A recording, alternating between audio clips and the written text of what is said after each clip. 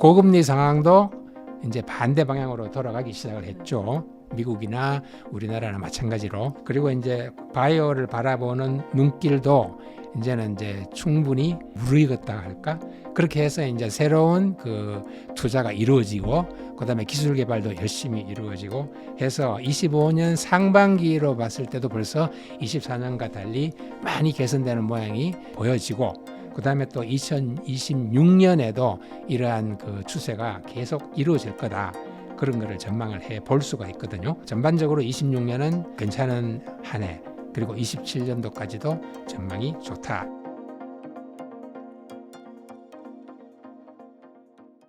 안녕하세요. 오늘 인터뷰 진행을 맡은 김혜은입니다. 오늘은 글로벌 비즈니스 전략과 투자 전략에 대해 이야기 나눠볼 텐데요. 권기대 대표님 모시고 함께 이야기 나눠보도록 하겠습니다. 대표님 안녕하세요. 네, 안녕하세요. 반갑습니다.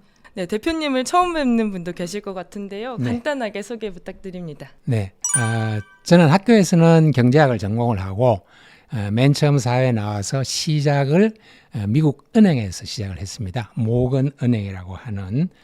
그래서 이제 금융계에 계속 몸담고 있다가 숫자를 별로 좋아하지 않아서 제가 다른 산업 쪽으로 많이 외유를 했었습니다. 그것도 외국에서 상당히 오래 살았고요.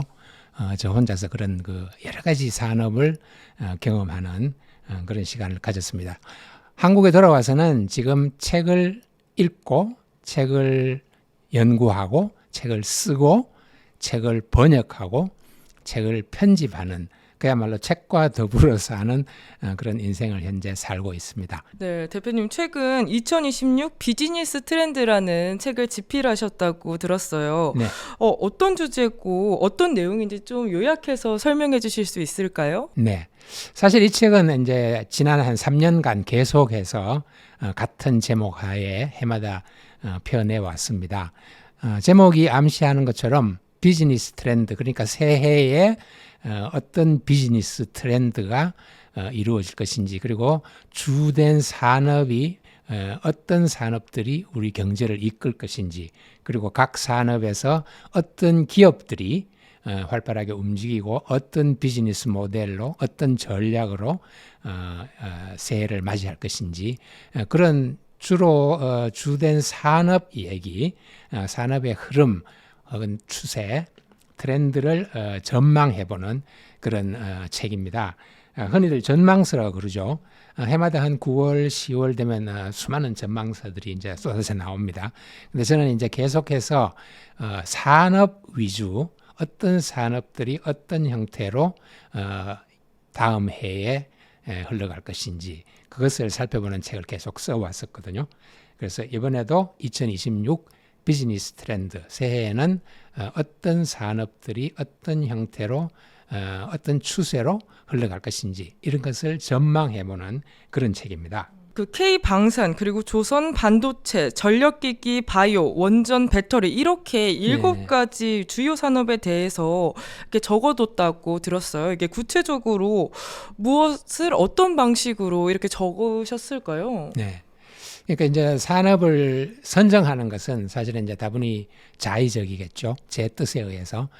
그렇지만 기준이 있습니다. 예를 들면은 각 산업별로 규모가 얼마나 되는지, 그래도 어느 정도 규모가 돼야 중요성이 있겠죠. 그리고 내년도 2026년 그리고 27년 이렇게 중단기적으로 봤을 때 전망이 밝은 산업이냐 아니면 좀 어두운 산업이냐, 이것도 이제 기준이 되겠죠. 그리고 전체 경제에 미치는 영향이 어떻게 되느냐, 그런 것도. 예를 들면은 유통업이 전체 경제에 미치는 영향이랑 반도체가 미치는 영향이랑 좀 다르겠죠, 그죠? 그래서 그런 등등의 기준에 의해서 저 나름대로 7개의 우리 경제를 이끌고 갈 주요 산업을 뽑아봤고요. 각 산업별로 사실은 한 1년 정도에 걸쳐서 여러 가지 데이터를 계속 모아왔습니다. 그리고 그걸 모은 다음에 이제 분석하고 분류하고 과연 어떤 그 경제적인 의미를 지니는지 그런 것도 생각을 해보고, 이렇게 해서 이제 각 산업별로 그 산업 안에 있는 선도 기업들, 그리고 그 선도기업들을 도와서 함께 가는 뭐 소부장 기업이라든지 주변에 같은 기업들, 그런 기업들이 내년에는 어떤 전망을 보이는지 그런 것들을 이제 구체적으로 서술을 했고요. 가능하면은 사례 위주로, 그러니까 이제 독자분들께서 가능한 한 재밌게 읽을 수 있는, 그리고 생생하게 와닿는 그런 식으로 서술을 하려고 노력을 많이 기울였습니다. 그럼 2025에서 2026으로 넘어오면서 주요 산업들이 많이 변화했을까요? 그렇죠. 예를 들면 이제 제일 먼저 제가 앞세웠던 방산 같은 경우, 불과 뭐 한 3, 4년 전만 해도 우리는 방산을 거의 생각도 하지 않았거든요. 그러나 이제 2024년부터 시작해서 2025년 계속해서 호조를 보이고, 그 호조를 보인다는 얘기는 결국 그 산업의 제품이나 서비스에 대한 수요도 왕성하게 일어나고, 또 그 수요에 맞춰서 우리가 공급할 수 있는 경쟁력도 갖추는 그런 조건들이 갖추어져야 되겠죠. 그래서 그런 것들을 봤을 때 어떤 산업들이 내년도에 전망이 괜찮을 것인가. 또 마지막에 제가 언급했던 이 배터리 같은 경우는 다른 산업에 비해서 뭐 2026년의 전망이 썩 좋다고는 볼 수는 없지만, 그래도 그게 앞으로 전망이 어떠할 것이며, 또 우리나라 경제에 미치는, 그리고 우리나라 경제에서 차지하는 비중이 얼마나 큰가, 이런 것도 감안을 해서 배터리도 이제 포함을 시켰거든요. 그래서 이제 그런 식으로 우리나라 경제라는 것이 사실은 해외 그 수출에 의존하는 바가 굉장히 큰 그런 경제잖아요. 그래서 그런 방면에서 우리가 2026년에 주목해 봐야 할 만하고, 또 전망이 괜찮은 그런 산업들을 골라봤죠. 오늘 7가지를 모두 이야기하면 좋지만 아무래도 조금 시간이 제한적이니까 한 가지를 그렇습니다. 골라야 될 텐데 어떤 산업에 대해 이야기해 보면 좋을까요? 네, 이제 이런 자리가 있을 때마다 사실은 제가 이제 그 방산이라든지 조선이라든지 반도체 이런 얘기들을 굉장히 많이 하고 다녔어요. 그랬는데 그런 얘기는 사실 좀 많이 알려져 있기도 하고, 오늘은 그런 의미에서 조금 색다른 바이오 쪽을 좀 이야기하면 어떨까 하는 생각을 했습니다. 왜냐하면 바이오가 2023년, 24년 2해 동안은 상당히 어려운 과정을 겪어왔어요. 근데 2025년 그리고 6년에 들어가면서 전망이 상당히 밝아 보인다라고 제 나름대로 판단을 했고, 그리고 또 이제 거기에서 이루어지는 그 거래들의 규모도 굉장히 크고, 또 뭐 아시다시피 바이오 메디컬이라는 것이 우리의 건강에 대한 것이기 때문에 그것이 갖는 의미도 굉장히 심대하다고 볼 수 있겠죠. 그래서 바이오 얘기를 오늘은 좀 깊게 좀 해봤으면 좋겠다라고 생각을 했습니다. 그럼 2026년 들어서는 바이오 산업이 전반적으로 어떤 환경에서 어떤 흐름으로 약간 나타나게 될까요? 네. 우선 이제 그 지난 2년, 아까 말씀드린 대로 2년 동안은 K-바이오가 굉장히 힘든 시간이었고 위축이 많이 된 그런 기간이었습니다. 왜냐하면 이 바이오 산업이라는 자체가 우선은 굉장히 많은 돈을 필요로 하는, 이렇게 많은 돈을 잡아먹는 산업입니다. 그래서 충분한 자금이 투입되지 않으면은 아예 그냥 시작조차 하기 힘든 그런 업종의 특성이 있거든요. 근데 지난 2년 동안 어땠습니까?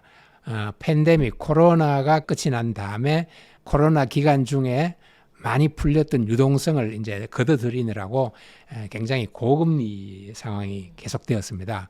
그러다 보니까 자금 투입을 할 수 있는 여유가 굉장히 줄어든 거죠. 그래서 신규 투자가 K-바이오에 감소가 되었고, 또 그렇다고 해서 주식 시장도 굉장히 위축이 계속 한 2년 동안 위축되어 왔기 때문에 IPO를 통한 자금 수혈도 힘들었고, 이래서 여러 가지로 그 K-바이오가 이렇게 움치고 뛸 수 있는 그런 공간이 적었습니다. 그런 의미에서 환경이 굉장히 안 좋았는데, 이제 고금리 상황도 이제 반대 방향으로 돌아가기 시작을 했죠. 미국이나 우리나라나 마찬가지로.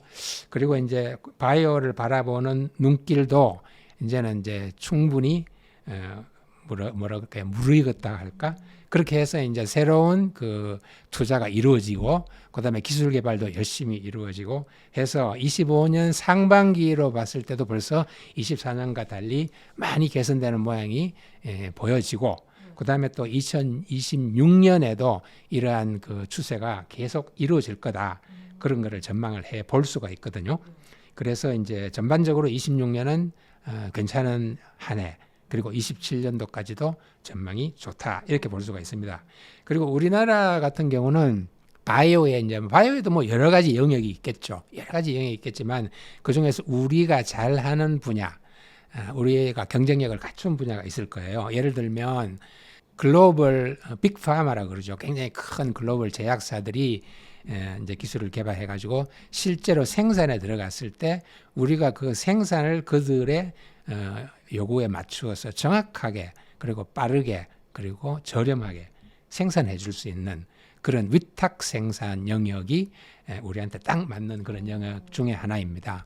그리고 이제 나중에 또 이야기하게 될 바이오시밀러라고 하는 바이오 의약품을 복제하는 거죠. 특허가 끝난 그런 바이오 의약품에 똑같은 효능을 갖는 그런 그 약을 만들어내는 바이오시밀러 분야. 이런 그 두 분야가 특히 우리나라한테 어울리는 그리고 우리나라가 잘할 수 있는 그런 분야라고 생각되고 그 두 분야가 특히 상당히 이미 많이 확산 성장을 하고 있습니다. 그래서 그런 분야가 좋아 보이고요. 그 다음에 또 이제 여자분들이 특히 잘 아실 텐데 흔히 이제 그 코스메수티컬이라고 부르는 그런 의약품들이 있어요. 그러니까 코스메틱하고 파마수티컬하고 이걸 합쳐서 코스메수티컬이라고 그러거든요. 그러니까 화장품에다가 바이오 기술을 입힌 결합한 그런 이제 일종의 의약품, 그것이 이제 우리나라 또 굉장히 강한 그런 또 분야입니다. 그리고 또 코스메수티컬하고는 조금 다르지만 미용 의료기기라고 그러죠. 네, 뭐 여자분들 잘 아실 텐데 전 세계적으로 인기를 끌고 있는 뭐 라쥬란이라든가 이런 것들이 아주 대한민국의 그 대표적인 그 미용 의료기기입니다. 그런 분야의 전망이 굉장히 밝거든요. 뭐 전망이 밝다는 것은 이미 주식 시장에서도 충분히 증명이 되고 많은 사람들이 알고 있어요. 그 라쥬란을 만든 그 파마 리서치라든가 그다음에 APR 같은 회사, 이건 뭐 벌써 몇 달 사이에 주가가 3배, 4배 이렇게 폭등한 그런 사례가 이미 있죠. 그래서 그런 분야들이 굉장히 전망이 좋다라고 볼 수가 있고, 그다음에 아까 이제 바이오를 바라보는 시선을 잠깐 이야기 드렸는데 대기업들이 아주 재벌 기업들이 볼 때도 한때는 이제 바이오 기업에 대해서 이제 별 그 큰 매력을 못 느끼고 있다가 요즘은 그 바이오 쪽으로 진출을 하기 위해서 일종의 러쉬가 이루어지고 있거든요. 근데 왜냐하면 바이오란 게 기본적으로 그래요. 사람의 이제 건강을 다루는 산업이기 때문에 굉장히 힘이 듭니다. 우선 기술적인 난도가 높고 그다음에 성공의 확률이 그렇게 높지가 않아요. 신약을 뭐 개발을 한다고 해서 시작을 했지만 완전히 성공해서 상업화돼서 출시를 하여 매출까지 이어지는 경우가 그렇게 많지가 않습니다. 그래서 성공 확률이 낮죠. 그렇지만 일단 성공을 시켜 놓으면은 돌아오는 바가 굉장히 많습니다. 그러니까 우리가 흔히 말하는 high risk, high return 이제 그런 업종이죠. 그래서 영업 이익률 같은 거를 따지면 일반 제조업체가 뭐 5%에서 10% 정도를 이제 왔다 갔다 한다고 하면 바이오 쪽에서 정말 성공을 시켜서 출시까지 되면은 영업 이익률이 뭐 50%, 60%까지 이르는 그런 아주 막대한 영업 이익률을 보여주는 산업이거든요. 그러니까 호주머니가 깊고 여유가 있는 대기업이라면 안 해볼 이유가 없죠. 욕심을 낼 만한 그런 산업입니다. 그래서 많은 대기업들이 이제는 우리나라 K바이오의 이 토양이 이미 이제 완전히 성숙이 됐기 때문에 이제는 들어가서 신약 개발을 하든 다른 어떤 종류의 활동을 하든 바이오 산업에 들어가는 것이 굉장히 유익하겠다라는 결론을 내리고 많은 대기업들이 들어오고 있어요. 그래서 그런 점에서 본다면은 바이오 산업 전체가 2026년에는 굉장히 전망이 좋다 이렇게 판단을 할 수가 있을 것 같습니다. 네, 그럼 이제 좀 더 세부적인 내용에 대해 이야기 나눠볼 텐데요. 흔히 아까 말하셨던 CDMO, 그 의약품 위탁 생산에 대해서 조금 더 자세히 말해주실 수 있을까요? 이제 CDMO라는 것이 이제 재작년만 해도 좀 생소한 용어였다가 지금은 언론에도 무지하게 많이 나오고 자주 듣게 되니까 사람들이 이제 좀 이해를 하는 것 같습니다. 의약품의 위탁 생산이죠. 우리나라가 처음에 세계 수출 시장이라는 데를 발을 들여놨을 때 50년, 60년 전이겠죠. 그때는 뭐 기술도 없고 돈도 없고 아무것도 없는 아주 가난한 나라였잖아요. 그때 처음 시작했던 것이 외국의 선진국의 기업들이 와서 이런 거 좀 만들어 줘봐 라고 하면은 그 사람들이 요구하는 대로 그 사람들의 설계했는 대로 만들어주는 업무부터 시작을 했었어요. 그래서 그걸 우리가 흔히 이제 OEM이라고 불렀죠. OEM이라는 용어는 아마 익숙할 겁니다. 이런 것들이 어디서 이루어졌냐면 주로 옷, 의복, 의류 같은 데라든지 아니면은 화장품, 조금 세월이 흘러서는 화장품 같은 데도 나오고, 그다음에 전자기기 같은 중에도 간단한 것들, 만들기 쉬운 것들이 이제 그런 OEM에 해당되는 그런 영역이었습니다. 그러다가 이제 우리나라도 기술이 굉장히 발전을 하고 반도체까지 만들게 되고 이렇게 정밀한 산업까지 제조를 할 수 있게 되니까 반도체 같은 경우는 뭐라 그래요? 위탁 생산을 뭐라 그래요? OEM이라고 부르지 않습니다. 왜냐하면 그 기술 자체가 거의 자신들이 새로 만들어서 개발해서 만드는 거나 마찬가지로 힘들다고 해서 반도체의 경우는 위탁해서 생산해 주는 것을 파운드리라고 부르죠. 많이 들어보셨을 거예요. 그래서 파운드리로 유명한 TSMC, 대만에 이런 회사도 있고, 그래서 이 파운드리라고 부를 정도로 이제 하나의 색다른 영역이 된 거죠. 근데 바이오에 들어오면은 처음부터 OEM이라는 얘기는 안 썼죠. CMO 이런 얘기를 듣다가 이제 CDMO 이런 식으로 이제 그 영역이 넓어지는데, 그러니까 맡아서 생산해 주는 그 영역, 그 분야가 처음에는 그냥 단순히 설계대로 만들어만 주다가 그 다음에는 기술 개발에도 같이 참여를 하고 이런 식으로 조금씩 이제 그 역할이 늘어나는 거죠. 그래서 이제 CDMO에 이르면은 거의 그 글로벌 제약사의 파트너가 되어서 기술 개발 단계부터 시작해서 서로 이제 의견을 교환하면서 나중에 생산에 이르기까지 그렇게 맡아서 해주는 것을 CDMO라고 부릅니다. 이 CDMO 분야에서는 우리나라 같은 경우에는 삼성 바이오로직스가 대표적인 기업입니다. 그 외에도 많이 있어요. CDMO를 하고 있는 기업들이 많이 있는데 이게 우리나라 같은 경우는 시작된 게 불과 그렇죠. 한 10년, 15년 이렇게밖에 안 됐을 거예요. 그런데 이미 그 세계적으로 CDMO로 널리 알려져 있는 회사가 스위스의 론자라고 하는 회사가 있습니다. 스위스 론자라고 아주 유명한 CDMO 최고의 그런 기업이 있고요. 미국에도 캐틀런트라고 하는 그런 기업이 있고, 또 독일에는 많이 들어보셨겠지만 뷰에링어 인겔하임이라고 하는 회사가 또 있어요. 그래서 이런 큼직한 회사들이 다 CDMO 영역에서 이름이 알려진 기업들입니다.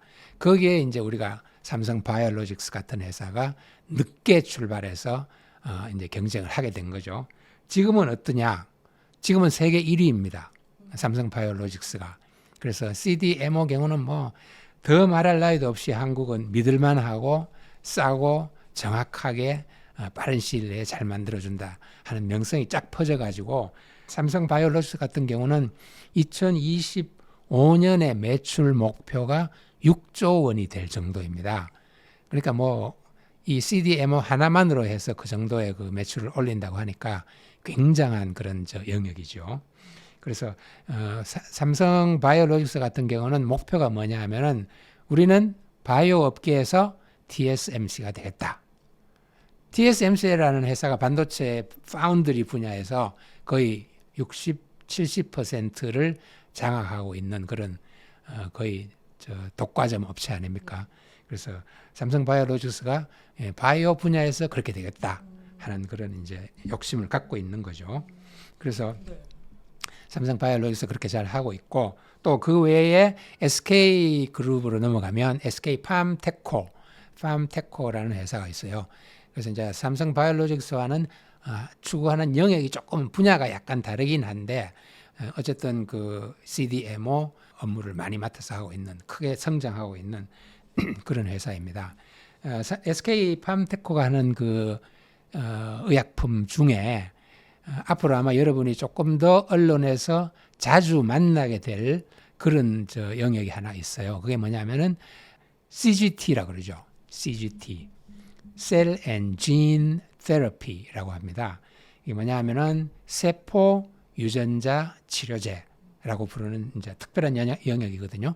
이 분야에서 이제 SK 팜테코가 그 CDMO를 많이 하는 그런 회사로 알려져 있습니다. 그래서 이 지금 실제로 그 우리나라 그 인천에 가면은 그 바이오 단지가 있어요. 이 인천에 있는 바이오 단지가 세계에서 가장 큰 그런 CDMO의 그 생산력을 갖고 있는 단지입니다. 그래서 그 정도로 우리나라가 CDMO는 상당히 앞서가 있다 그런 이야기를 들을 수 있고 아까 말씀드린 CGT 분야에서 또 CDMO를 많이 하고 또 주목해 볼 만한 회사라면 ENCell이라는 회사가 또 있어요. 그래서 ENCell 같은 회사 그리고 나중에 이야기하게 될 바이오시밀러 분야에서 대표 주자라고 볼 수 있는 셀트리온도 이제는 바이오시밀러 쪽에서 많은 경험도 쌓고 이제 돈도 많이 벌고 했기 때문에 이제는 CDMO 쪽도 자기들이 비즈니스를 시작하겠다. 그리고 신약 개발도 하겠다. 이렇게 해서 이제 영역을 조금씩 넓혀 나가고 있는 그런 상황입니다. 그럼 CDMO가 전 세계적으로 한국이 어느 정도 점유율을 차지하고 있을까요? 제가 이제 그거를 정확하게 조사해 본 바는 없는데 일단 기업별로 봐서는 삼성 바이오로직스가 세계 1위다라는 것을 이야기를 들었고 전체적으로 봐서 아마 한국이 아까 말씀드린 그 스위스의 론자라든지 독일 그리고 미국의 일부 회사들 그런 회사들을 제외하고는 아마 앞서 있기 때문에 상당한 점유율을 갖고 있지 않나라고 저는 생각을 합니다. 정확한 수치는 제가 갖고 있지 않습니다만. 근데 CDMO가 그러면은 아직 성장 산업인 거죠? 성장 산업이라고 보기보다는 한번 생각을 해보세요. 예를 들면 글로벌 빅파마, 일라이 릴리라든지 뭐 글락소 스미스 클라인 여러 가지 이제 큰 회사들이 있잖아요. 이 회사들이 흔히 말하는 그 파이프라인 그러니까 신약 개발을 하고 있는 프로젝트가 수십 개에서 수백 개씩 갖고 있습니다. 근데 각 하나하나의 파이프라인이 완전히 끝나서 생산에 들어가려면 엄청난 시간이 걸려요. 몇십 년씩 걸리잖아요. 그렇게 이제 하나씩 해서 성사를 시켜 놓으면은 그걸 이제 만들어야 되는데 만드는 그 제조 능력이라든가 뭐 능력이야 있겠죠. 그렇지만 그거를 가장 경제적이고 정확하게 빠르게 만들 수 있는 기술을 갖고 있는 나라가 많지가 않습니다. 그러다 보니까 그런 회사들은 애시당초 오래전부터 그런 그 위탁을 하는 그런 습관이 있죠. 이미 관행이 있는 겁니다. 그래서 CDMO라고 하는 이 영역은 예전에도 오래전부터 있어 왔고 앞으로도 있을 것이고 왜냐하면 꼭 필요한 분야이기 때문에 그래서 모든 그 의약품의 개발이나 생산 그리고 출시 단계까지 전 단계를 혼자서 다 하기는 불가능하죠. 그렇죠. 그래서 언젠가는 그 위탁을 해서 다른 회사한테 이것을 좀 정확하게 만들어 달라 하고 요청을 할 수밖에 없는 그런 상황이거든요. 그래서 CDMO는 말씀하신 대로 앞으로도 계속 성장을 하게 될 것이고 없어지지 않을 그런 분야라고 볼 수가 있겠죠. 또 CDMO 이야기 하시면서 또 아까 말씀하셨던 셀트리온 이제 바이오시밀러 얘기하셨잖아요. 이게 바이오시밀러가 이제 이 분야에 이게 비즈니스가 황금기에 접어들었다고 이렇게 책에서 말씀하셨다고 들었어요. 그래서 바이오시밀러 이야기랑 왜 황금기에 접어들었는지 그 이야기 좀 해주세요. 네. 바이오시밀러 이제 많이 들으셔서 이제 대충 바이오시밀러라는 게 이런 뜻이다라는 것을 많이 알고 계실 텐데 우선 기본적으로 이런 얘기를 한번 해봐야 될 것 같아요. 의약품 중에는 크게 둘로 나눌 수가 있어요. 하나는 화학 물질을 합성을 해서 만드는 그런 그 의약품이 화학 합성 의약품이 있고요. 또 다른 분야는 단백질 기반의 오르게닉, 그러니까 이제 유기 물질을 기반으로 한 그런 그 의약품이 있거든요.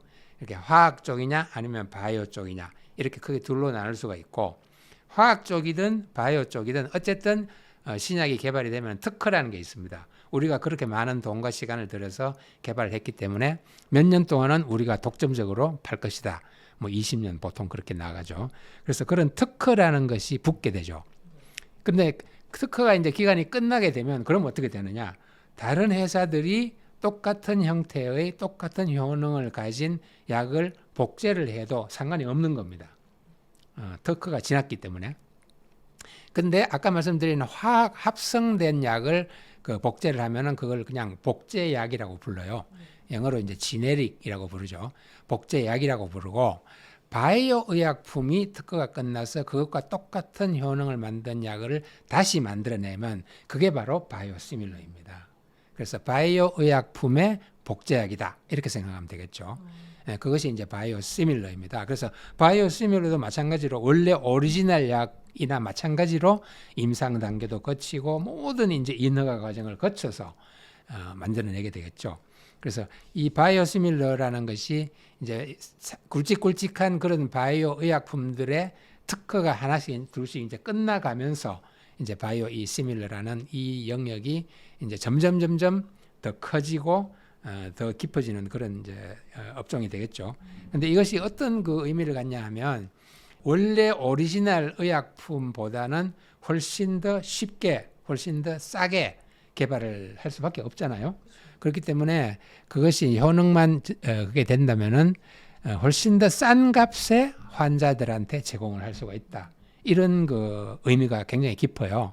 그러니까 수많은 그 아주 중증 환자들이 특허 기간이 있을 때는 아주 비싼 돈을 주고 그걸 받을 수밖에 없었던 그런 약품을 이제는 특허 기간이 끝나고 바이오시밀러가 나왔기 때문에 싼 값에 그것을 받을 수가 있다, 제공받을 수 있다 하는 그게 굉장히 큰 의미입니다. 그래서 국가적으로도 이게 저 엄청난 그 비싼 그 약을 이제는 그 싼 값에 더 많은 환자들한테 풀 수 있기 때문에 보험과도 관계가 되고, 그래서 굉장히 그 중요한 의미를 갖는 그런 것이기 때문에 바이오시밀러는 거의 뭐 국가적인 그런 저 하나의 그 산업 영역이라고 해도 좋을 정도로 그렇게 되어 있습니다. 근데 제가 이제 이 책에서 왜 이 바이오시밀러 영역이 황금기에 접어들었다 이렇게 이야기를 드렸냐 하면, 제가 가진 정보로서는 주요국들의 그 바이오시밀러를 보는 그 시각이 많이 달라졌어요. 일단은 그것을 긍정적으로 보고, 그다음에 허가 절차도 많이 간소화해주고, 그런 식으로 바이오시밀러의 발전을 이렇게 북돋아주는 그런 이제 배경이 환경이 이루어졌다 이런 얘기죠. 그리고 아까 말씀드린 대로 그런 의약품 가격이 떨어지고 의료비가 절감되기 때문에 그 행정부, 각국의 행정부, 미국의 행정부조차도 상당히 이제 우호적인 그런 태도를 갖게 됩니다.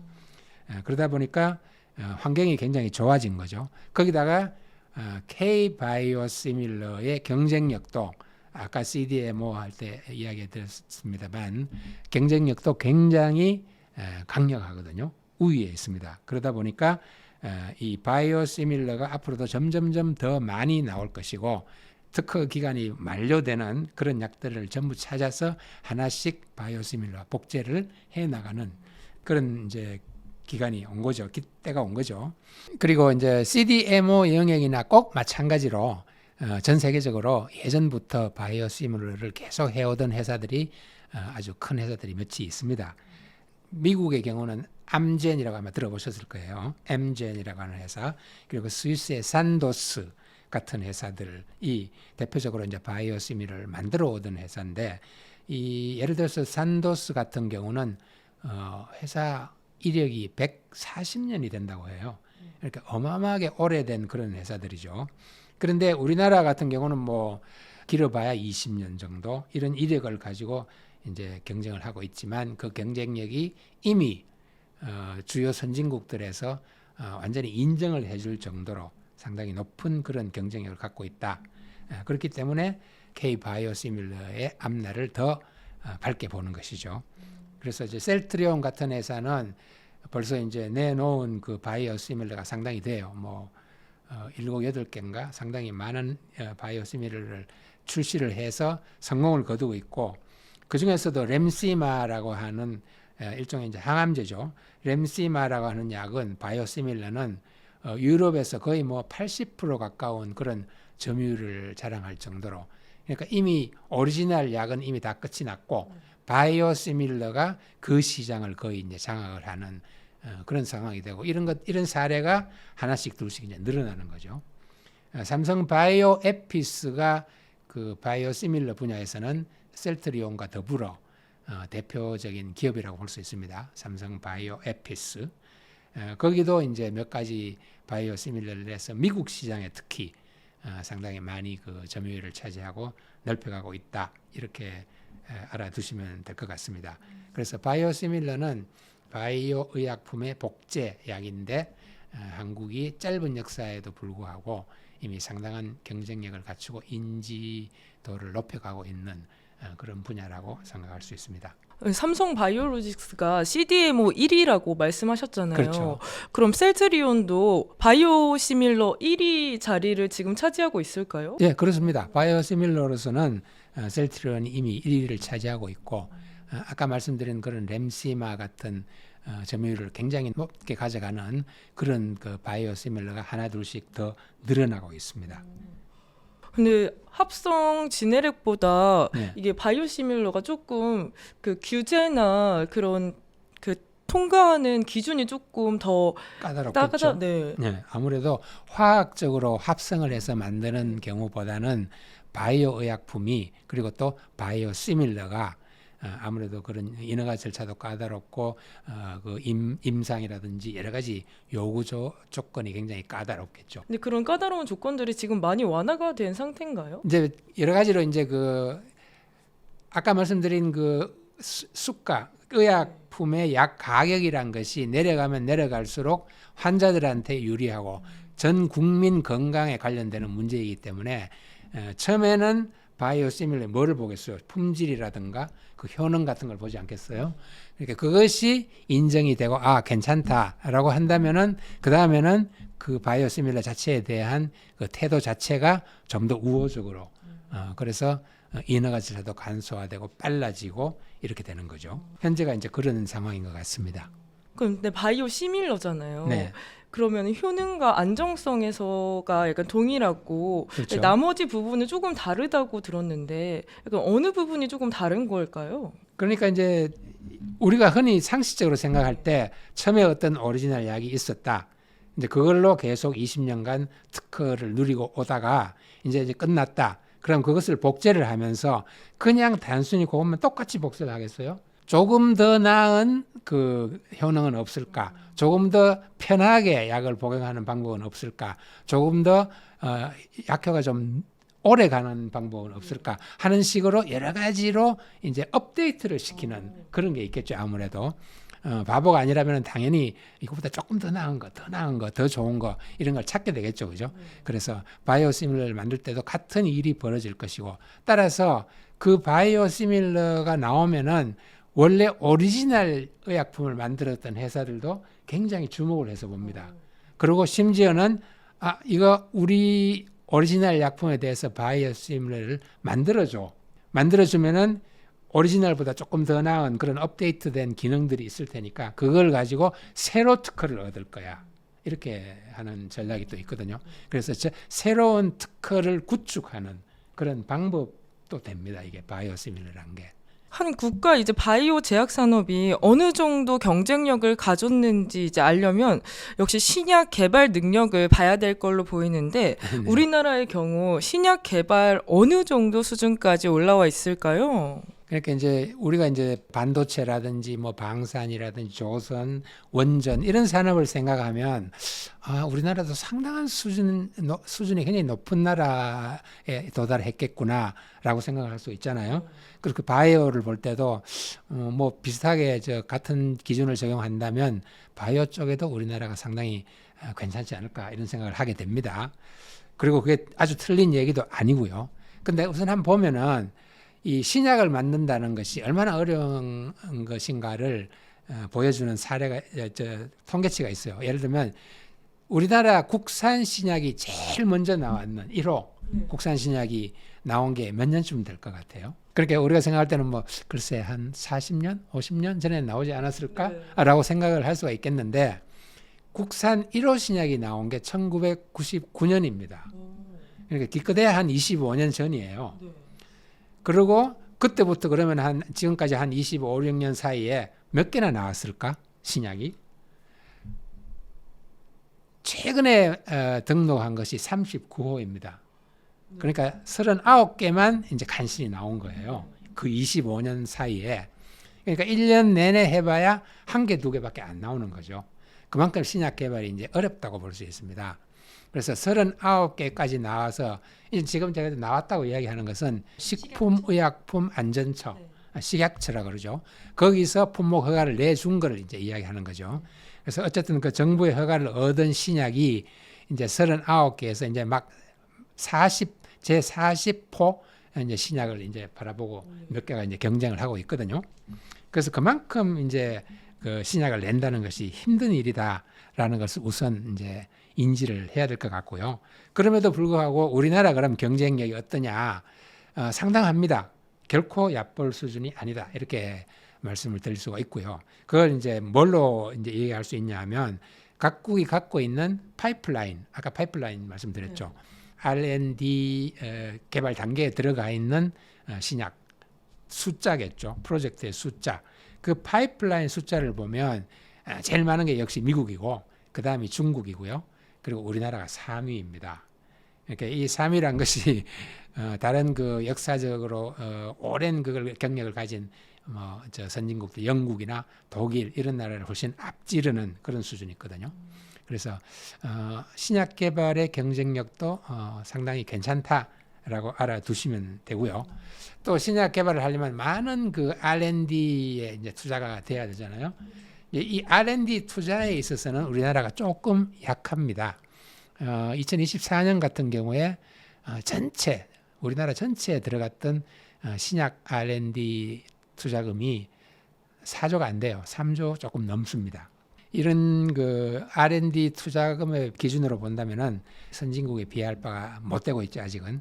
그렇지만 지난 한 3, 4년 동안에 매년 그래도 한 30%씩 성장했다, 늘어났다 라는 점에서는 좀 고무적이라고 볼 수가 있겠죠. 앞으로 이제 많은 그 노력이 들어가야 될 것 같습니다. 경쟁력을 키우려면은. 근데 한국이 특히 잘하는 약간 신약 개발 분야가 있을까요? 그렇죠. 우리가 이제 흔히 생각할 때 뭐 의약품 그러면 우리한테 큰 영향을 미치는 뭐 항암제. 우선은 이제 암을 없애는 그런 저 항암제가 제일 중요할 것 같고요. 그다음에 이제 최근에 들어와서 많은 사람들이 관심을 가지는 비만 치료제. 이것도 이제 신약 개발의 중요한 그 한 영역이고요. 그다음에 또 이제 우리가 나이가 들면 들수록 우리나라 이제 고령화 추세가 이제 계속되고 있으니까 나이가 들면 들수록 걱정하게 되는 치매 치료제 이런 것들이 이제 주된 그런 그 신약 개발의 영역이라고 볼 수가 있겠습니다. 그 중에 항암제를 보면은 뭐 이제 어떤 영역이든 간에 이제 몇 세대에서 그런 그 기술의 단계가 있잖아요. 항암제도 이제 많은 그 기술 단계를 거쳐와서 지금은 ADC라고 부르는 이렇게 항체와 약물을 결합을 해서 마치 유도탄처럼 그 암세포만 찾아가서 공격하는 그런 항암제가 있거든요. 이 ADC가 지금 현재는 2025년 지금 현재는 항암제의 주된 추세입니다. 그리고 거의 모든 제약회사들이 항암제를 이제 개발한다 그러면 ADC를 개발한다고 보면 될 정도로 ADC라는 타입의 항암제를 다 이제 개발하려고 애를 쓰고 있죠. 그 중에서 이제 우리나라 그 큰 제약사 중에 가장 저 역사가 깊은 유한양행이 내놓은 항암제에 렉라자라고 하는 약이 있어요. 이 렉라자라는 것이 왜 언론에서 크게 보도가 됐냐 하면 우리나라에서 나온 신약 중에 1호로 미국 FDA 승인을 받았어요. 그래서 미국에서도 인정해주는 항암제다. 이제 이렇게 생각할 수가 있겠죠. 그래서 이 유한양행의 렉라자가 항암제 개발에 그 붐을 일으켰다고 볼 수 있습니다. 네, 그래서 우리 국내에서도 이미 많은 매출을 올렸고, 그 다음에 미국 FDA 승인을 받은 후에 미국에서도 다른 이름으로 출시가 돼서 팔리고 있고, 또 미국이나 다른 나라의 그 유명한 항암제와 같이 쓰는 병용이라고 하죠. 병용요법이라고 하는데 같이 써서 그 항암 치료에 쓰이는 그런 사례도 많습니다. 그래서 우리 뭐 이제 기술적으로는 저도 기술자가 아니기 때문에 잘 모르지만 쭉 그 언론에 보도되는 바를 쭉 종합을 해보면 항암에도 뭐 여러 가지 방법이 있고 여러 가지 기술이 있고 또 그런 기술들이 서로 이제 합쳐서 뭐 쓰이기도 하고 보완해서 쓰이기도 하고 여러 가지 방식으로 쓰이고 그다음 또 나중에 설명하게 될 제형이라는 것도 달라져서 뭐 주사로 하느냐 뭐 먹는 걸로 하느냐 붙이는 걸로 하느냐 여러 가지 방식의 그런 그 개발이 이루어지고 있거든요. 그래서 어쨌든 항암제는 현재로서는 ADC라는 타입의 항암제 신약 개발이 이루어지고 있다. 이렇게 이제 생각해 두시면 될 것 같고요. 그다음에 이제 비만 치료제로 넘어가면 위곱이라고 해서 뭐 더할 나위 없이 유명해진 그런 비만 치료제가 있잖아요.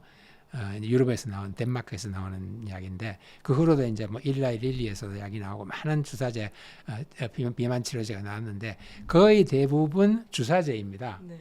그러니까 환자가 그 한 뭐 일주일에 한 번 뭐 하는 식으로 이제 가서 정맥 주사를 놓죠.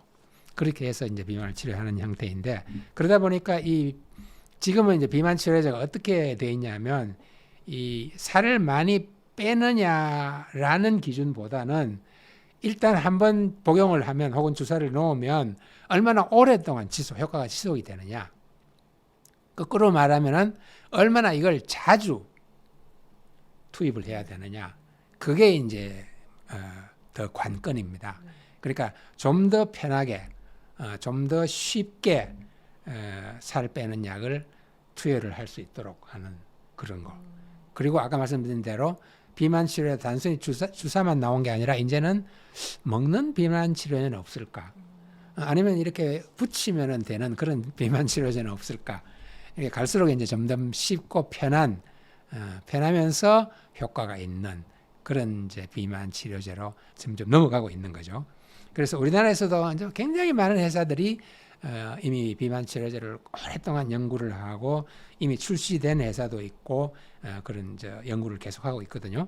그래서 그 중에서도 아까 말씀드린 것처럼 그 오래 가는 주사 일주일에 한 번씩 막 가서 놓는 게 아니라 한 달에 한 번, 두 달에 한 번 이렇게 가서 주사만 놓으면 되는 그런 비만 치료 주사제를 개발하는 회사 한미약품이라든가 최근에 주식 투자자들한테도 많이 알려진 인벤티지 랩이라는 회사가 있어요.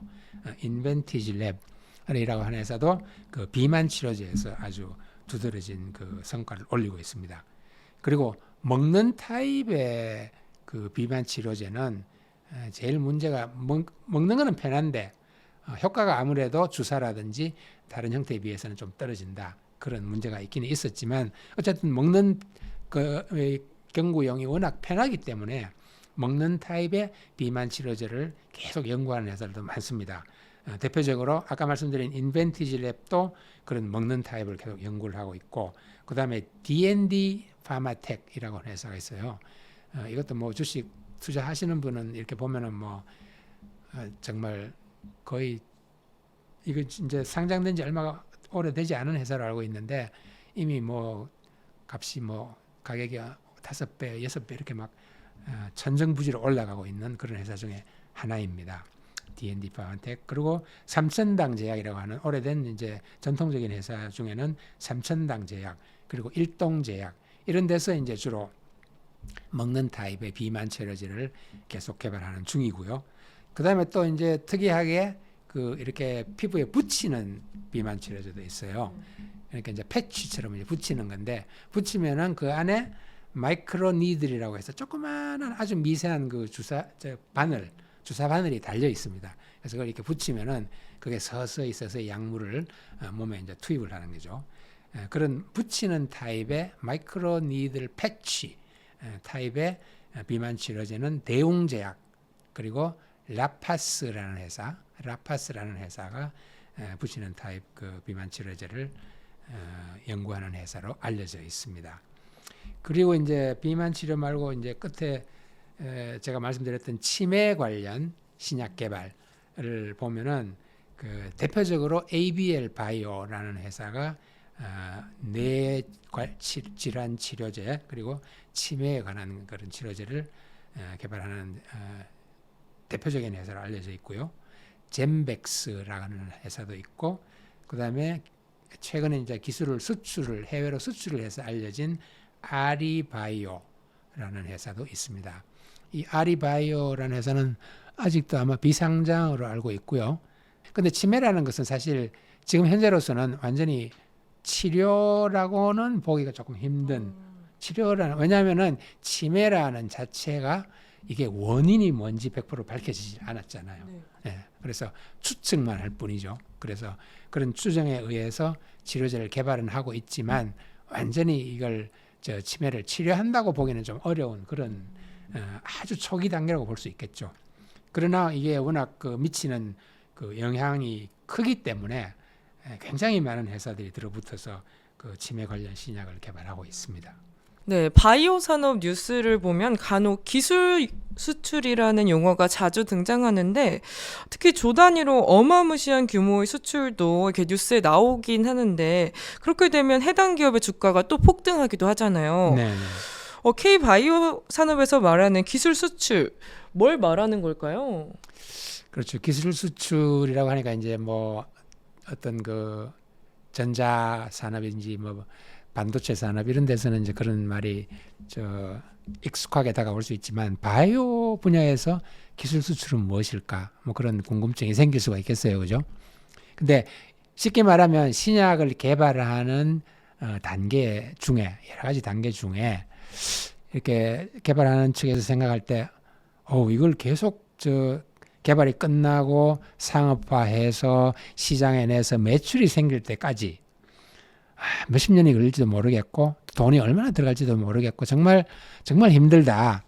그러면은 중간에서 이 기술을 핵심을 돈 많은 외국의 큰 파마 회사한테 넘겨주고 그 대신에 우리가 대가를 받으면 될 거 아니냐. 그러면은 하다가 혹시 실패할 수 있는 리스크도 줄이고 그다음에 자금이 무지하게 들어가야 되는데 그 자금을 조달해야 되는 부담도 줄이고 그렇게 하면 어떨까 하는 생각에서 이제 시작된 게 기술 수출이에요. 일단은 그 개발을 끝까지 가게 되면은 엄청 많은 부담이 있는데 중간 단계에서 어느 정도 확실해졌을 때 중간 단계에서 다른 여유 있는 회사한테 그걸 넘겨주고 그 대신에 잘 되면은 이렇게 보상해주라 하고 요구를 하는 거죠. 그래서 그 이제 단계별로 그 기술 수출에 대한 대가가 들어와요. 뭐 임상 예를 들면 1상, 2상 뭐 이렇게 해서 성공이 되면은 또 얼마를 주고 하는 식으로 마치 건물을 지을 때 기성고라고 그러죠.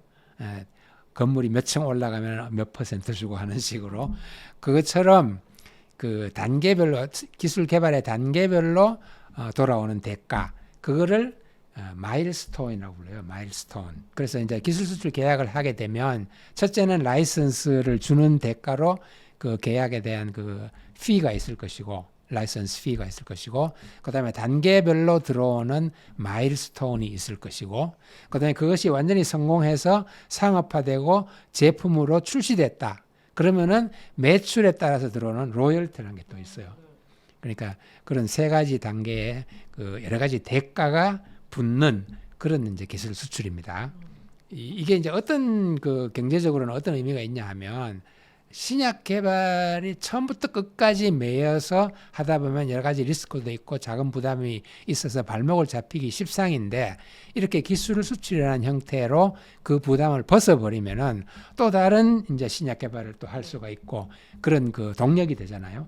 하나에 완전히 갇혀 있기보다도 그래서 그런 의미에서는 기술 수출이라는 것도 굉장히 의미가 있다. 좋은 방법일 수가 있다. 이렇게 볼 수가 있겠죠. 그럼 2025년 들어서 굵직굵직한 기술 수출 사례가 있을까요? 네, 맞습니다. 25년 들어서도 이제 많은 기술 수출이 있었고 24년 그 전에도 많은 그런 그 사례가 있는데 올해 들어와서는 제일 먼저 그 빼놓을 수 없는 게 올릭스라는 회사예요. 올릭스. 주식 투자자들한테는 아마 익숙한 이름일 거예요. 이 올릭스가 기술 수출 때문에 언론에 몇 번 오르내리고 나서는 정말 폭등을 했죠, 주가가.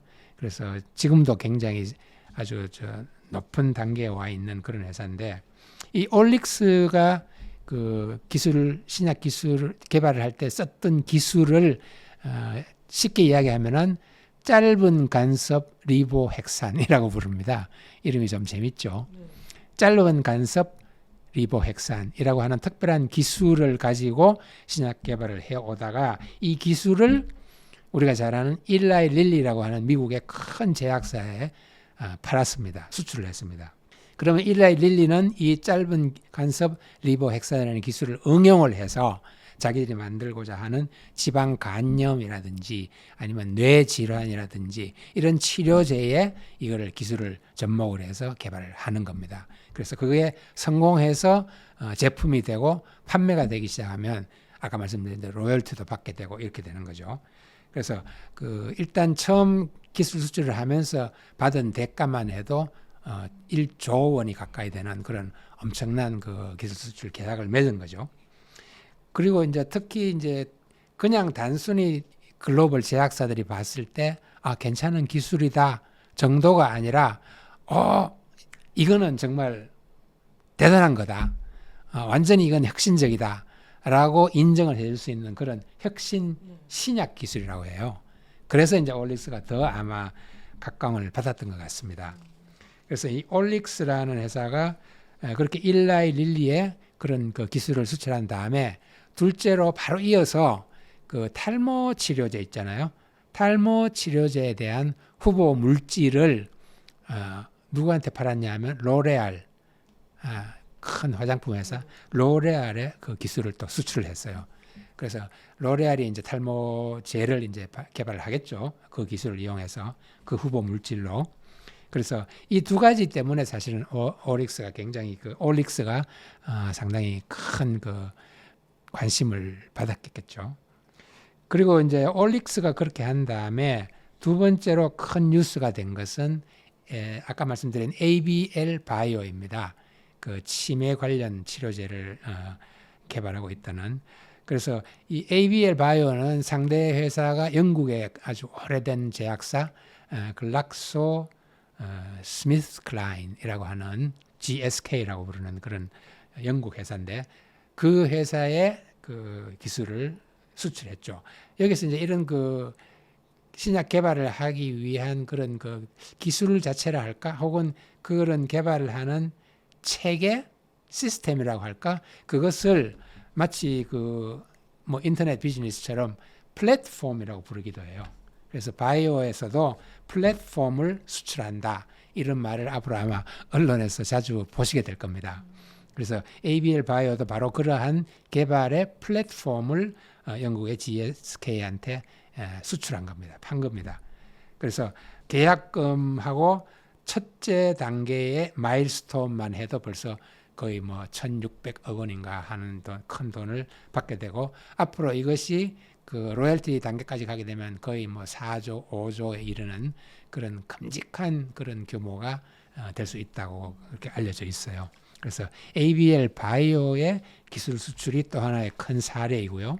그 다음에 이제 그 후로 알지노믹스라는 회사가 또 그 유전성 난청 치료제라고 하는데 그런 그 특별한 그 약을 신약 개발할 수 있는 기술 그거를 역시 일라이 릴리에 수출을 하게 됩니다. 이것도 거의 2조 가까운 규모의 그런 기술이었고요. 후에 이제 상업화가 되면 로열티도 받고 그런 식으로 이제 그 알지노믹스라는 회사가 수출한 기술이 또 하나의 사례가 될 수가 있죠. 그러고 난 다음에는 그 역시 이것도 비상장 회사라고 알고 있는데 아리바이오라고 하는 회사가 그 이번에는 중동 쪽으로 기술 수출한 사례입니다. UAE의 국부 펀드에 의해서 설립된 글로벌 제약사하고 어떤 약이냐 하면 그 먹는 타입의 알츠하이머 치료제 그 기술을 수출을 하게 됩니다. 그래서 이런 식으로 그 몇 가지 큼직한 기술 수출의 사례가 2025년 상반기에도 있었고요. 아마 하반기 들어서도 적지 않은 숫자의 기술 수출이 이루어질 거라고 봅니다. 그럼 투자자가 이런 기술 수출을 하는 기업을 볼 때 네. 약간 주목할 만한 포인트가 있다면 뭐가 있을까요? 사실 이거는 저한테도 굉장히 그 수수께끼인데요. 일반 투자자들이야 사실은 그게 그 사건이 터지고 기술 수출이 이제 발표가 되고 이렇게 돼야 알 수 있는 거 아닙니까? 근데 이미 발표되고 나면 뭐 여러분도 아시다시피 주가는 이미 뛴 후고 그런 상황이기 때문에 그걸 알기라는 것은 사실 내부자 정보가 아니면은 정말 힘들다고 볼 수가 있겠죠. 전자공시를 계속 주시해서 보면은 단서를 잡을 수 있을지는 모르겠어요. 그러나 그게 정말 성사가 돼서 기술 수출이 이루어졌다. 그거는 그 시점을 잡기가 상당히 힘들겠죠, 아무래도. 저도 사실은 그거는 잘 모르겠어요. 모르겠는데 어쨌든 그런 기술 수출의 사례는 앞으로도 계속 이루어질 텐데 글쎄요. 뭐 제가 볼 때는 이제 그런 그 꾸준하게 언론에 나오는 뉴스랑 전자공시랑 이런 것들을 연구를 하면 아까 말씀드린 것처럼 어떤 그 단서를 잡는 것은 가능하겠다라고 저는 생각이 들긴 듭니다. 근데 또 아까 말씀하신 제형이란 게 있잖아요. 네. 이게 일반 투자자들한테는 또 생소할 수가 있을 것 같은데 맞습니다. 이 제형이라는 거에 대한 개념하고 네. 이게 왜 중요한지도 좀 말씀을 해주세요. 그렇죠. 그래서 이제 약이라고 하면 뭐 아까 말씀드린 대로 먹는 것도 있고 바르는 것도 있고 붙이는 것도 있고 주사로 투약하는 것도 있고 현재 여러 형태가 있습니다. 그런 전반적인 그 약에 따라서 그 약의 목적이나 용도에 따라서 어떤 형태가 제일 적합하냐, 가장 좋으냐, 가장 효과적이고 편하고 좋은 것이냐, 그런 그 의약품의 형태를 제형이라고 부른다. 이렇게 일단 이해를 해두시면 가장 쉽겠습니다. 그래서 이 제형이라는 것이 그러면은 뭐 그렇게 제형이라는 것이 그렇게 큰 의미가 있나라고 생각할 수가 있겠어요. 그렇지만 이런 걸 한번 생각해 보세요. 예를 들면은 연간 막 수조 원이 팔리는 엄청난 항암제가 있다고 생각을 해보세요. 실제로 그런 회사, 그런 약이 있어요. 그럼 항암제를 지금 현재는 주사로 넣는데 그 주사를 놓기 위해서는 뭐 예를 들면 일주일에 한 번 혹은 2주일에 한 번씩 병원에 가서 간호사나 의사가 직접 이렇게 정맥 주사 형태로 이걸 주사를 해야 된다라고 생각을 해봅시다. 근데 그거를 그런 형태가 아니라 그냥 정맥 주사가 아니라 피하 주사라고 하죠. 그러니까 바로 그 피하 주사 형태로 한번 놓으면 일주일에 한 번, 2주일에 한 번이 아니라 2, 3개월 만에 한 번에 가도 한 번만 가면 된다. 이런 형태가 있다고 가정을 해 보십시다. 그러면은 그런 제형이라면은 그것을 실제로 사용하는 환자한테는 굉장히 큰 의미가 있겠죠. 엄청 그 편의성이 높아지고 훨씬 편하잖아요. 좋잖아요.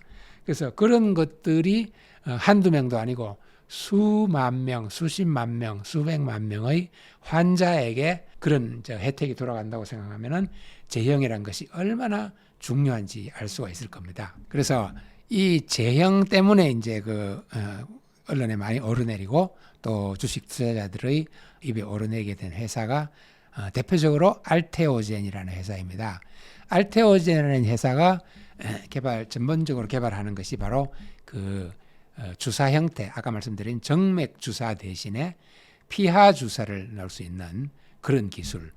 그것도 이제 각 의약품마다 다르게 이제 적용이 되겠죠. 그래서 특히 항암제에 이런 그 피하 주사로 바꾸어서 투여할 수 있는 그런 기술을 개발했기 때문에 그래서 이제 알테오젠이라는 회사가 그런 기술들을 수출을 하고 또 그 수출을 수입을 해서 받아간 회사가 다양하게 의약품에 이용을 해서 주사 형태를 바꿔주는, 그렇게 해서 이제 그 제형의 일종의 혁신이라고 할까요? 제형의 변경으로 인해서 엄청나게 환자들한테 큰 도움을 주는 그런 형태로 알테오젠이라는 회사가 큰 그 이야기거리가 되었어요.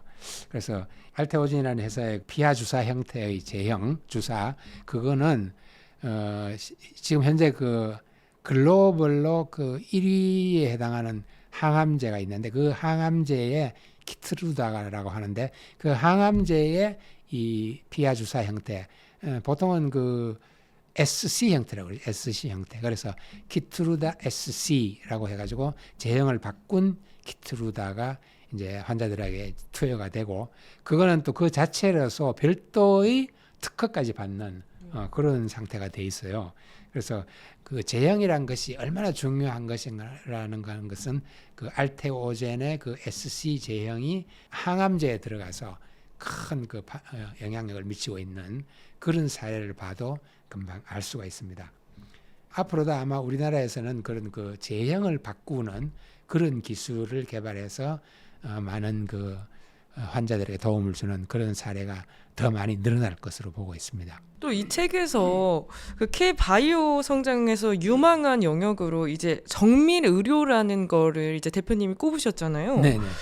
이 정밀 의료라는 게 뭔지 네네. 좀 자세하게 설명을 좀 부탁드릴게요. 네네. 네. 정밀 의료라는 것은 유전자 정보라든지 아니면은 개개인의 생활 습관, 그 중에서도 특히 그 건강에 관련된 생활 습관, 이런 것들을 정보들을 토대로 해서 가장 적절한 진단 혹은 치료 방법을 찾아내는 그런 기술이라고 볼 수 있죠. 그런데 최근에 이런 그 정밀 의료에다가 AI 기술이 가미되면서 그 정확성도 높아지고, 단순히 진단을 한다기보다는 발병이 되기 전에 예측을 한다든지, 그리고 치료 단계에서도 도움을 주는 그런 식으로 그 정밀 의료의 중요성이 점점점 높아지고 있거든요.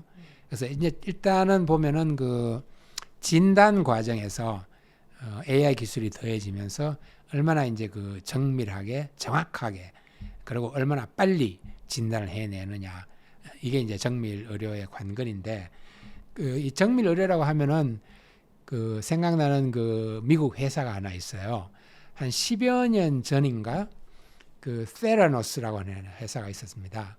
일종의 스타트업이었는데, 10여 년 전에 그 미국의 세라노스라는 회사가 어떤 그 진단 키트를 내놨냐 하면, 피 한 방울만 있으면 암을 위시해서 거의 250종에 해당하는 질병을 진단해낼 수 있다, 그런 키트를 내놨거든요. 그러면서 순식간에 그 바이오 산업의 신데렐라가 되었어요. 그래서 막 6조 원 가까운 돈이 투자가 되고 엄청난 그 센세이션이 된 그런 회사가 있습니다. 세라노스라고.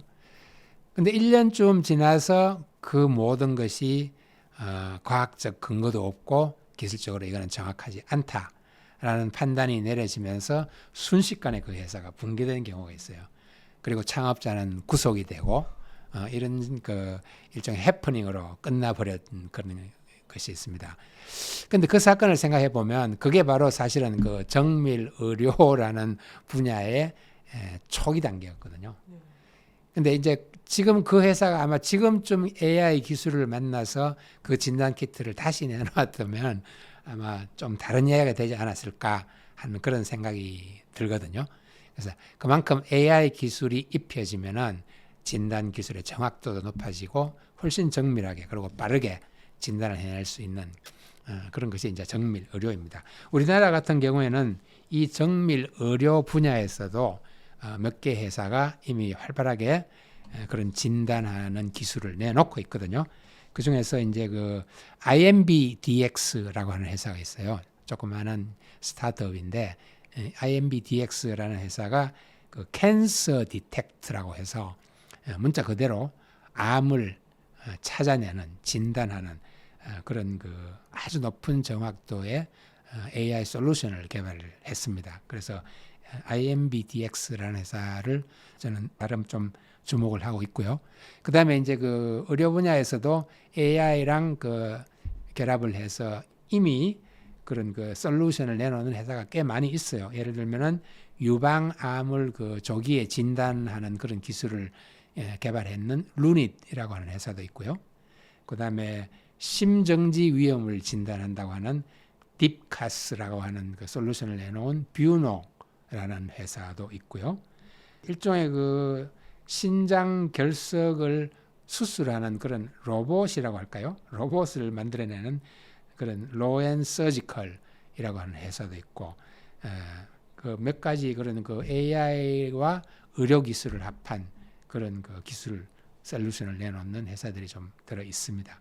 그래서 이런 회사들은 지금 현재는 보면은 2024년 초 정도에 엄청 그 높은 그 최고가를 그 기록을 했다가 계속해서 좀 지금은 떨어져 있는 그런 상황이지만, 이런 회사들은 앞으로 기술 수출이라든가 이런 그 상황에 따라서 또 굉장히 그 주가가 회복되는 그런 것을 볼 수가 있는 그런 회사들이라고 할 수 있겠습니다.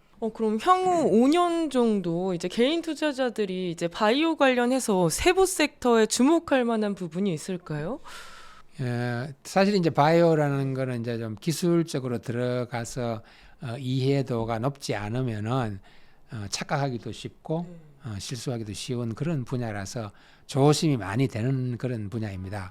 그래서 우리가 흔히 말하는 이제 옥석 가리기 뭐 이런 프로세스가 지금 진행이 되고 있거든요. 그래서 실제로 보면은 막 떠들썩하게 이제 이름이 오르내렸다가 별 그 성과가 없이, 그리고 매출도 일어나지 않고 몇 년 동안 계속해서 손실만 보고 있고 이런 회사들이 많습니다. 근데 그런 회사들이 기술이 딱히 전망이 뭐 완전히 그 암울해서라기보다는 어쨌든 회사는 그 살아가야 되고 자금이 있어야 굴러가지 않습니까? 근데 만약 그것이 그런 자금을 충분히 확보를 할 수 없으면은 결국은 그냥 무너질 수밖에 없는 그런 상황이기 때문에, 그런 점에서 이 회사가 추구하고 있는 바가 생존 가능성이 높은 기술인지 높은 그런 프로젝트인지를 일단 파악을 해야 되겠고, 그런 파악을 하기 위해서는 계속해서 언론 뉴스를 보면서 공부를 해야 되겠죠. 그래서 그런 그 장기적, 단기적인 그런 전망을 일단 파악하는 것이 굉장히 중요할 것 같습니다. 그리고 굉장히 그 우리가 이제 알고 있는 그 전통적인 제약사가 있잖아요. 뭐 유한양행이라든지 대웅제약이라든지 종근당이라든지 이런 회사들도 사실은 그 새로운 기술 혹은 새로운 신약 개발에 많은 시간과 돈을 투자를 하고 있기 때문에 그런 회사들도 주목을 해서 봐야 할 필요가 있어요. 그래서 그런 회사들이 어떤 그 기술들을 내놓고 혹은 신약들을 개발하고 하는지 이런 것들을 꾸준히 지켜보면서 거기에 또 투자의 가능성을 봐야 할 것 같습니다. 그래서 바이오는 아까 말씀드린 대로 다른 분야보다도 조금 더 조심해서 접근해야 되는 그런 업종이기 때문에 상당히 많은 공부와 조심스러운 그런 태도가 필요할 것이라고 봅니다. 대표님도 실제로 주식 투자를 하신다고 들었어요. 네. 주식 투자를 어떻게 하고 계신지, 막 대표님만의 철학 같은 거나 원칙 같은 게 있을까요? 이제 그런 질문들을 이제 많이 받고 이야기를 좀 많이 했었는데, 사실은 뭐 세월이 흐르면서 내가 이걸 철학이랍시고 투자에 임했지만 계속해서 지켜나가기 어려운 그런 철학이구나 하는 것을 깨달은 부분도 있고요. 그 다음에 또 이것만큼은 앞으로도 계속 지켜나가야 되겠구나 하고 생각하는 그런 부분도 있습니다만, 어쨌든 제가 생각하는 기본적인 것은 투자를 하기 전에 일단 뭐라고 하나요? 그 자기가 먹고 살고 입고 하는 부분, 그러니까 생활해 나갈 수 있는 가장 기본되는 부분은 일단 확보를 해놓고 투자를 해라. 다시 말해서 자기의 기본 생활을 해칠 정도로 자금을 거기서 빼내서 투자를 하는 일은 절대로 있어서는 안 된다.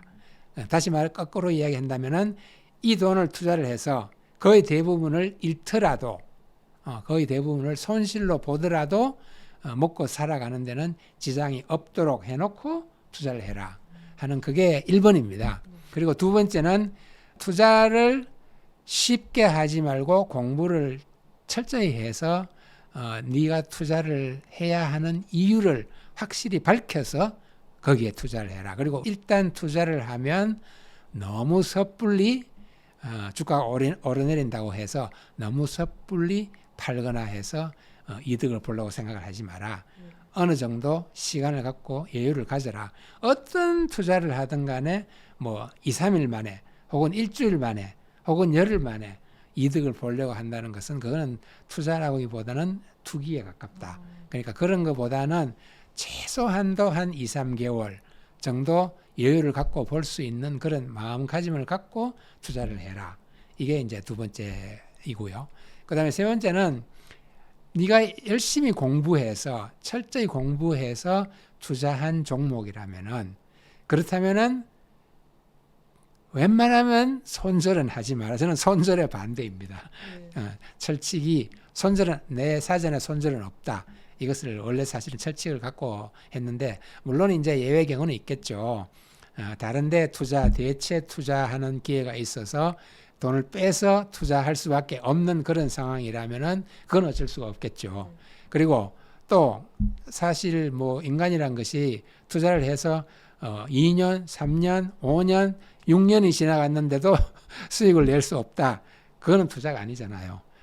그렇다고 해서 뭐 모든 사람이 워런 버핏이 될 수도 없는 노릇이고, 그러니까 어느 정도의 단계에서 수익이 나지 않는 것은 또 과감하게 처분할 수 있는 용기도 있어야 된다.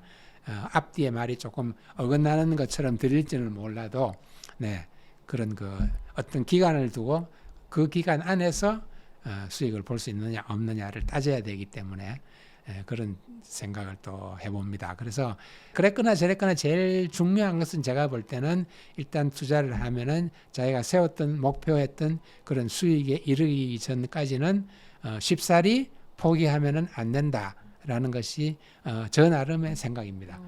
그렇게 해서 투자를 하면은 결국은 좋은 결과가 오지 않을까 그렇게 생각을 합니다. 네, 오늘 권기대 대표님과 함께 이제 K바이오의 트렌드와 투자 전략까지 이야기 나눠봤는데요. 대표님 혹시 저희 시청자분들께 해드리고 싶은 말 같은 게 있을까요? 뭐 기본적으로 이런 겁니다. 투자라는 것이 결국은 리스크가 없이는 리턴을 받을 수가 없는 그런 경제 활동입니다. 그렇기 때문에 투자를 할 때 우선 중요한 것은 그 리스크라는 것을, 위험이라는 것을 줄일 수 있는 방안, 그것을 연구를 해야 됩니다. 그래서 관리된 리스크, 그 관리된 리스크를 가지고 투자를 하기 위해서는 첫 번째, 더도 말고 덜도 말고 열심히 공부를 해야 됩니다. 공부를 하는 것이 첫째 조건입니다. 그래야 그 자기가 투자하고자 하는 대상, 투자의 대상을 알 수가 있고, 그것이 갖고 있는 문제점 혹은 그것이 갖고 있는 좋은 점, 장점, 그리고 전망 이런 것들을 파악을 할 수가 있겠죠. 그래서 무엇보다도 열심히 공부를 한 다음에 투자를 해야 된다. 이런 말씀을 꼭 드리고 싶고, 이 바이오 같은 경우는 다시 한번 말씀드리지만은 다른 분야보다는 굉장히 힘든 분야입니다. 그러니까 굉장히 조심해서 접근을 해야 되고, 누가 뭐 이거 저 종목 굉장히 좋다고 그러더라, 들어가 봐 하는 이야기에 쉽사리 귀나 마음을 열어서는 안 됩니다. 굉장히 조심해서 접근해야 됩니다. 네, 대표님 귀한 말씀 정말 감사합니다. 네. 오늘 저희가 준비한 인터뷰는 여기까지고요. 오늘 인터뷰가 여러분의 투자 전략에 도움이 되셨다면 좋아요와 구독, 알림 설정 잊지 마시고 저희는 다음 인터뷰로 찾아뵙겠습니다. 감사합니다. 감사합니다.